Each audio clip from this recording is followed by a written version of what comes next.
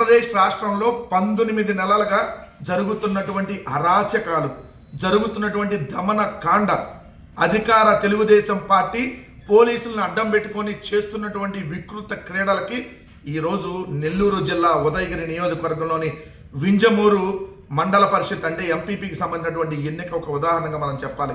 వైఎస్ఆర్ కాంగ్రెస్ పార్టీకి సంబంధించినటువంటి 5 ఎంపీటీసీలు ప్రయాణిస్తున్నటువంటి కారుని అడ్డుకొని వాళ్ళ మీద దాడి చేసి మహిళా ఎంపీటీసీని గాయపరిచి ఏదైతే వైఎస్ఆర్ కాంగ్రెస్ పార్టీ ఎంపీటీసీని కిడ్నాప్ చేసి ఏదో ఒక విధంగా ఎంపీపీ గెలవాలనేటటువంటి కుట్రలో భాగంగా ఈరోజు జరిగినటువంటి తీరు నిజంగా సిగ్గుచేటు.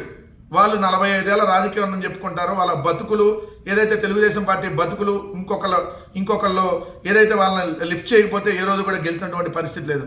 అలాంటి వాళ్ళు ఈరోజు వైఎస్ఆర్ కాంగ్రెస్ పార్టీకి సంబంధించినటువంటి ఎంపీటీసీని కిడ్నాప్ చేసి ఏదో ఒక విధంగా వింజమూరు ఎంపీపీ గెలవాలనేటటువంటి ప్రయత్నంలో వాళ్ళు చేసినటువంటి ఏదైతే కుట్ర, నేను అడుగుతా ఉన్నా సూటిగా, అదేదో మీ ఆ కాకర్ల సురేష్ అనేటటువంటి ఎమ్మెల్యేనో లేదంటే వాళ్ళ మనుషులో వచ్చి వైఎస్ఆర్ కాంగ్రెస్ పార్టీకి సంబంధించినటువంటి అక్కడ ఇన్ఛార్జిగా ఉన్నటువంటి మేకపాటి రాజగోపాల్ రెడ్డి గారిని వచ్చి రిక్వెస్ట్ చేసుకొని, అయ్యా రాజగోపాల్ రెడ్డి గారు ఆ 3 నెలలు పదవీ కాలం ఉంది కదా, కొద్దిగా మాకు ఇవ్వండి అని చెప్తే ఆయనన్నా కనికరం చేసి ఇచ్చేవాడు కదా.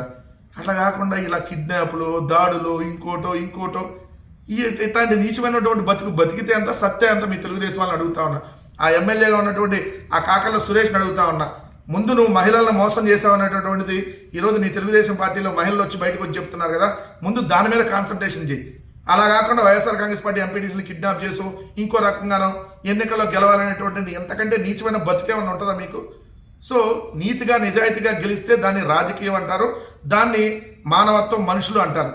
ఇలా అడ్డదారులో కిడ్నాపులు చేసో బెదిరించో దాడులు చేసి గెలిస్తేటటువంటి బతుకు కూడా ఒక బతుకు కాదని చెప్తా ఉన్నాం.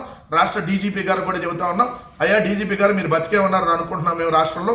సో మీరు బతికే ఉండి ఇవన్నీ మీ దృష్టికి వస్తే కనీసం ఇప్పుడు స్పందించి ఎవరైతే కిడ్నాప్ చేశారో వాళ్ళ మీద చర్యలు తీసుకోవాలని చెప్పి వైఎస్ఆర్ కాంగ్రెస్ పార్టీ డిమాండ్ చేస్తా ఉన్నాం.